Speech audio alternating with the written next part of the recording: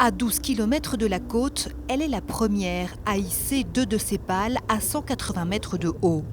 La troisième pale sera installée dans les jours qui viennent dès que la météo le permettra. La pose de la toute première éolienne en mer en France est complexe. Dans un premier temps, vous voyez, le navire doit se relever sur ses jambes au-dessus de l'eau afin d'être bien stable, ce qui permet à la grue du navire de lever chaque composant de l'éolienne afin de l'installer.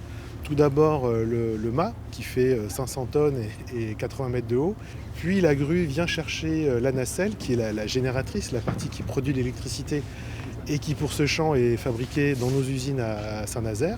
Donc là, 400 tonnes à lever pareil en mer. Et enfin, on va installer les pales une par une. Stockées et préassemblées sur le port de Saint-Nazaire, les éoliennes sont embarquées par groupe de 4 pour être posées en mer sur ces fondations jaunes, toujours en cours d'installation.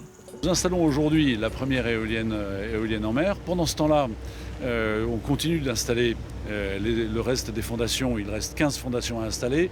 On continue à installer les câbles qui relient ces fondations.